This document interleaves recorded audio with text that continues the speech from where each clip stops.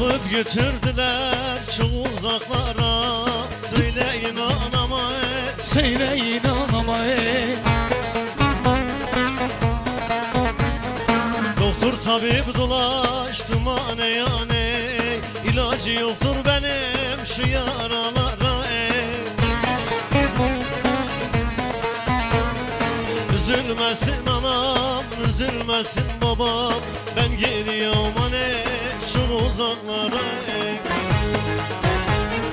Git yâre söyle Yâre söyle hasta olduğumu Git yâre söyle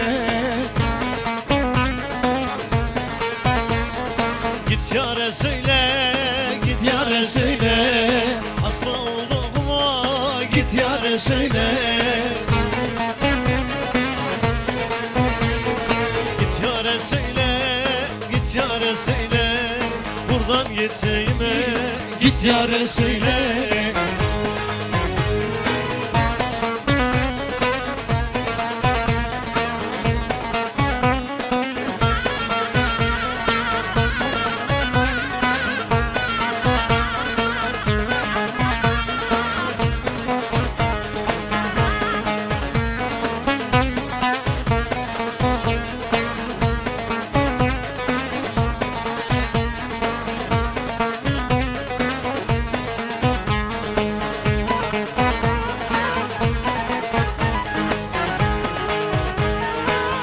Tabip dedi senin derdin çoktur Söyleyin anama Söyleyin babama Kanser olduğumu kimse bilmesin Söyleyin anama Söyleyin babama Nazlı yara haber çabuk götürün Söyleyin anama Söyleyin babama Nazlı yara haber çabuk götürün Söyleyin anama Söyleyin babama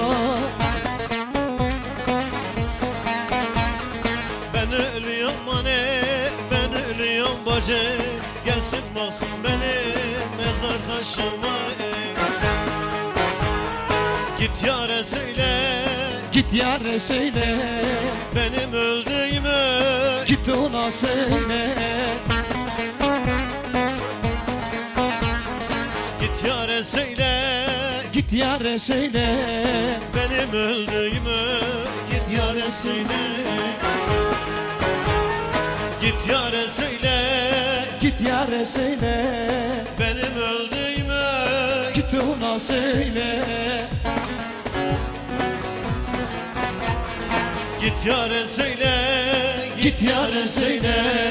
benim öldüğümü Ah git yâre söyle Eline sağlık, ağzına sağlık. Evet.